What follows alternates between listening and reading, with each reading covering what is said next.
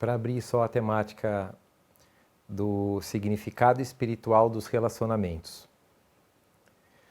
Vamos começar da base. Então poderíamos dizer que vida é relacionamento. Quanto mais um ser está vivo, mais ele se relaciona. Quanto mais um ser se relaciona, mais ele está vivo. Então, estar vivo e se relacionar são funções paralelas.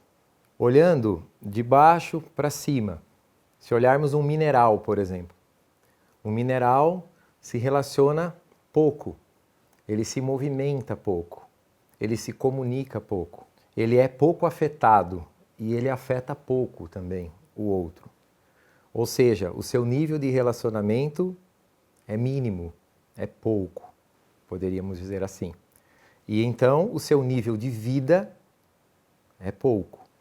Quanto menos relacionamento, menos vida. Se subirmos um pouquinho e irmos além do mineral, se olharmos, por exemplo, as plantas, o relacionamento com as plantas já se dá num segundo nível. Por quê? Porque as plantas, elas brotam, elas florescem, elas frutificam. Os seres humanos acompanham os ciclos das plantas. E com isso, começa a haver um outro relacionamento. É comum, inclusive, ouvir as pessoas falarem: ah, eu tenho uma plantinha ali que eu adoro. Eu reguei a plantinha do meu escritório. Todo dia quando eu chego na minha casa, eu olho para aquela orquídea. Eu olho para uma planta, eu olho para o meu pomar. E aí a pessoa começa a se relacionar. E quanto mais ela se relaciona com aquilo, mais ela se sente viva e mais aquilo também se torna vivo para ela. Se subirmos mais um degrau, então vamos entrar já direto no reino humano, que é um reino dinâmico, é um reino onde há um nível enorme de comunicação verbal, não verbal, muitos níveis de comunicação. O olhar, a roupa, a respiração, a postura do queixo, da cabeça, o tipo de olhar, todo o corpo revela uma comunicação. E essa comunicação aumenta o nível de relacionamento, aumenta o nível do tanto que eu sou afetado na relação e do tanto que eu também afeto o outro. Isso significa que dentro da escala humana, nós vamos ter um nível de vida muito mais amplificado porque nós temos um nível de relacionamento com muito mais estímulo, muito mais dinâmico.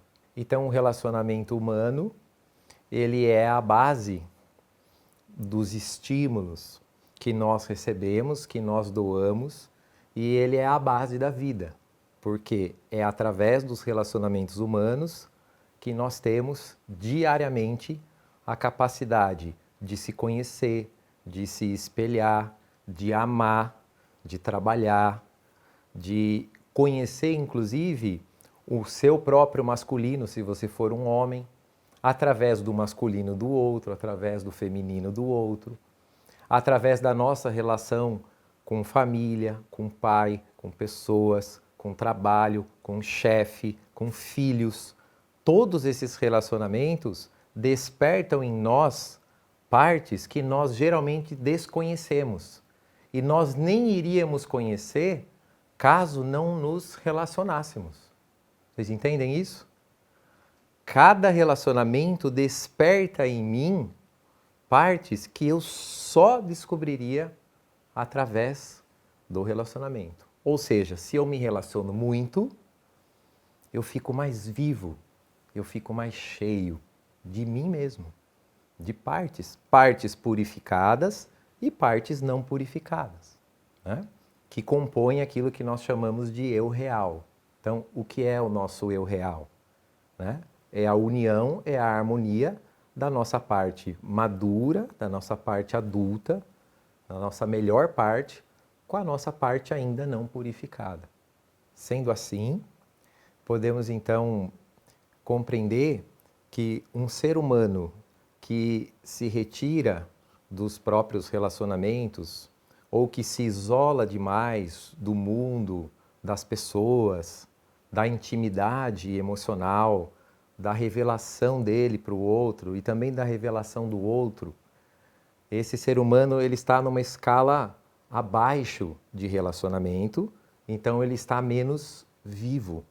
Ele tem uma oportunidade menor de se conhecer, de despertar dentro dele tudo aquilo que ele realmente é. Subindo um pouquinho, uma pessoa que está casada, que tem filhos, que se relaciona com os pais, que tem amigos, que tem vida social, que se revela, que se permite afetar e ser afetado, uma pessoa que se conecta com outros seres humanos, ela também vai se sentir mais humana, mais plena, mais inteira, mais total. Subindo no último degrau, o casamento, o matrimônio. O relacionamento íntimo, então, ele é, em última análise, o relacionamento mais pleno, mais belo, mais significativo de todos. Por quê? Porque ele é o relacionamento onde se tem um maior nível de intimidade, onde nós temos que desenvolver muitas capacidades, além dos nossos limites sociais, profissionais, né? Na nossa relação profissional, no geral, a gente se relaciona a partir de alguns aspectos apenas. Na nossa relação social, também. Agora, num relacionamento íntimo, num casamento, nós nos relacionamos com todas as partes, nós manifestamos, nós expressamos todos os nossos aspectos. Os infantis, os adultos, os superiores, os inferiores, né? Porque o nível de exposição, de contato e de intimidade é muito grande. Assim, o relacionamento íntimo, o casamento, é efetivamente o relacionamento mais desafiador de todos, porém também o mais significativo. Nós podemos falar que se relacionar é uma função do estar vivo e é a principal função de estar vivo. É a principal, é o relacionamento. Dentre os relacionamentos, o relacionamento íntimo, então, é o mais desafiador, o mais belo. Por quê? Só pela intimidade? Não, porque ele dá a possibilidade de você criar união.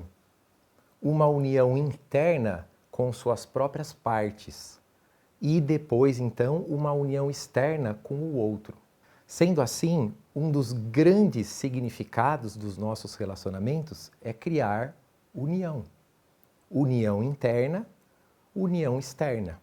Se formos do micro para o macro, união com as minhas partes, união com um homem, com uma mulher e depois união com o todo.